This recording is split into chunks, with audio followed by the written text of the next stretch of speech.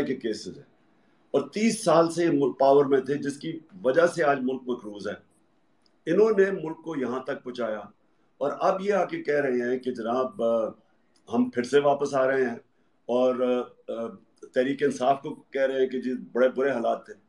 تحریک انصاف نے تو جب ملک چھوڑا تھا، record exports, record remittances, record revenue اور ٹیکس کلیکشن، 5 فصلوں کی ریکارڈ ہارویسٹ، آئی ٹی کی ریکارڈ ایکسپورٹس، اور سب سے بڑی بات یہ کہ انڈسٹریلائزیشن شروع ہو گئی پاکستان میں، انڈسٹریل گروتھ شروع ہو گئی 8.6%، جس میں، اور روزگار کا یہ ہے کہ سارے برے صغیر میں سب سے کم بے روزگاری پاکستان میں. یہ فیکٹس میں آپ کو دے رہا ہوں. تو اس گورنمنٹ کو گرانا ایک سازش کے تحت اور وہ لوگوں کو اوپر مسلط کر دینا جو اس ملک کے 30 سال سے کرپشن کے کیسز، کرپٹ ترین لوگ، اس لیے قوم آج موبلائز ہے. اس لیے آج قوم ایک نئی تحریک میں نکل پڑی ہے اور وہ ہے حقیقی آزادی کے لیے. اور اس لیے میں سمجھتا ہوں کہ یہ بالکل مختلف ہے اور یہ جو پبلک آپ رسپانس دیکھ رہے ہیں یہ بالکل میری 26 سال کی سیاست میں نے کبھی اس طرح کی ایک نیشنل موومنٹ نہیں دیکھی. بالکل بالکل. مس نورین ہیں. ہاں مس نورین، آپ پوچھ سکتے ہیں سوال. السلام علیکم prime minister, because you are still our prime minister. پہلی بات تھینک یو سو مچ کہ آپ نے اسلاموفوبیا اور حضور صلی اللہ علیہ وآلہ وسلم کے بارے میں آپ نے انٹرنیشنل فورم پہ یہ بات اٹھائی. صرف اسی وجہ سے اگر اور ساری چیزوں کا نظر انداز کر دیں، میں تا عمر آپ کے ساتھ اسی وجہ سے رہوں گی. میرا کوشچن یہ ہے کہ انشاءاللہ جب آپ جیت کے واپس آئیں گے تو آپ کی پرائیورٹیز کیا ہوں گی، اور سیکنڈلی میں لندن میں ہوتی ہوں، آپ کا کوئی میسج ہم اوورسیز پاکستانیز کے لیے. Thank you sir. دیکھیے اسلاموفوبیا کا مجھے باقیوں سے اس لیے زیادہ سمجھ ہے کیونکہ میرا بڑا انٹریکشن اوورسیز پاکستانی سے، اور میں کیونکہ بڑا میرا ٹائم بھی گزرا برطانیہ کے اندر، لنڈن میں پروفیشنل کرکٹ کھیلتا تھا، تو میں ان سوسائٹیز کو جانتا بڑی اچھی طرح.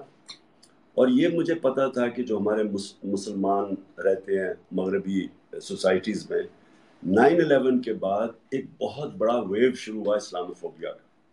اور میں نے اس وقت فیصلہ کیا کہ مجھے کبھی بھی اللہ نے موقع دیا تو میں انٹرنیشنل فورمز، یونائٹڈ نیشنز میں، OIC میں، یورپین یونین کے سامنے اس ایشو کو اٹھاؤں گا، کیونکہ وہاں مسلمانوں کو بڑی مشکلات کا سامنا کرنا پڑتا ہے یہ اسلاموفوبیا کی وجہ سے.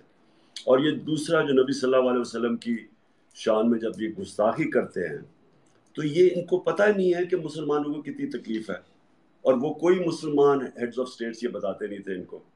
تو اس لیے میں نے OIC میں بھی اٹھایا، پھر یہ UN میں بھی اٹھایا، اور اللہ کا شکر ہے کہ یہ جو UN نے 15 مارچ کو ڈکلیئر کیا اینٹی اسلاموفوبیا ڈے، بٹ اس پہ ایک سٹرگل کی ضرورت ہے. اور جو باہر پاکستانی بیٹھے ہیں، جو برٹش پاکستانی بھی ہیں، پہلے تو میں ان سب کا شکریہ ادا کرنا چاہتا ہوں جس تعداد میں یہ سب نکلے میری سپورٹ میں. میری سپورٹ کیا، یہ جو پاکستان میں ایک رجیم چینج کیا گیا اس کے اوپر جس طرح انہوں نے پروٹیسٹ کیا اور کرمنلز کو اوپر بٹھایا گیا ہمارے اوپر، تو میں ان سب کا آج بڑا شکریہ ادا کرتا ہوں.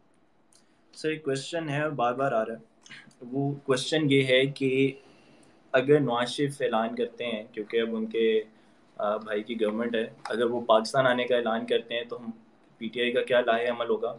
اور آپ سمجھتے ہیں کہ اگر گیون دا سرکمسٹانسز اگر دوبارہ موقع ملتا ہے یا اس طرح، تو اس طرح سے نواز شریف کو جانے دینا چاہیے تھا؟ دیکھیے سب سے پہلے ایک اور کوشچن تھا کہ آگے کی کیا تیاری ہے. میں یہ آپ کو بتا دوں کہ بڑا مشکل ہم نے اپنے 3.5 سال گزارے ہیں، کیونکہ ایک مائنورٹی، ایک گورنمنٹ جو کولیشن گورنمنٹ تھی جس کے پاس بڑی تھن میجورٹی تھی اور کولیشن پارٹنرز تھے، وہ سارا وقت ہمیں بلیک میل کا سامنا کرنا پڑتا تھا اور بہت ہی مشکل تھا قانون پاس کرنا، کیونکہ سینٹ سے قانون پاس ہونا ہوتا تھا، وہاں ہماری میجورٹی نہیں تھی. تو ایک سارا وقت ایک بڑی کمپرومائز کر کے اور مشکل وقت سے یہ گورنمنٹ چلی ہے. تو یہ جو اگلی باری ہوگی، میں انشاءاللہ پہلے تو اپنی عوام کو اس چیز پہ تیار کروں گا کہ اگر آپ نے لے کے آنا ہے اگلی باری تو ایک میجورٹی سے لے کے آئے، کلیئر میجورٹی، تاکہ ہم بلیک میل نہ ہوں، تاکہ ہم ایک طاقتور گورنمنٹ ہو، تاکہ وہ ہم قانون اور ریفارمز لا سکیں جو ہمارے لیے بڑا مشکل تھا اس باری. اور ہم نے بڑے سبق سیکھے اس سے, بڑی ٹیم کا بھی پتہ چل گیا, اور انشاءاللہ جو ہم نے ٹکٹس دیے ہم نے ریئلائز کیا کہ ہم نے غلط ٹکٹس دیے تھے لاسٹ ٹائم. تو اس باری ہم خود, ہمارے پاس ٹائم بھی ہوگا ابھی صحیح, ہم ٹکٹس جو ہم نے اب دینے اپنے لوگوں کو بڑا سوچ سمجھ کے ٹکٹس دیں گے, کیونکہ ہمیں یہ جو بلیک میل کیا گیا اور پھر جس طرح انہوں نے غداری کی ہمارے ساتھ. آپ نے جو ابھی جو آپ کا کوشچن تھا کہ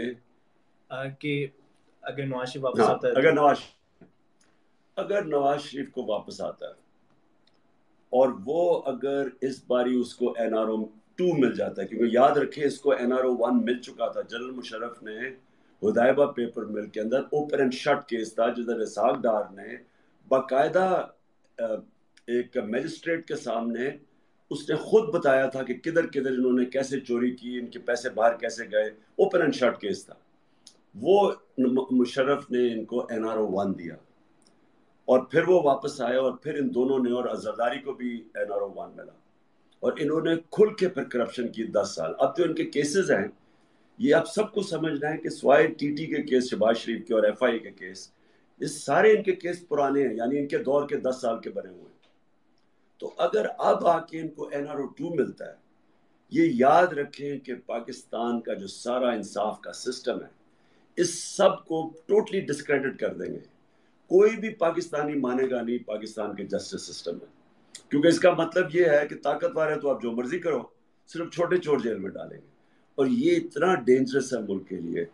میں آپ کو نبی صلی اللہ علیہ وسلم نے جو انہوں نے آج سے تقریباً 1500 سال پہلے کہا تھا کہ جو قومیں طاقتور مجرموں کو پکڑ نہیں سکتی, طاقتور ڈاکوں کو نہیں پکڑ سکتی, اور صرف چھوٹے چوروں کو پکڑتی ہے, وہ تباہ ہو جاتی ہے.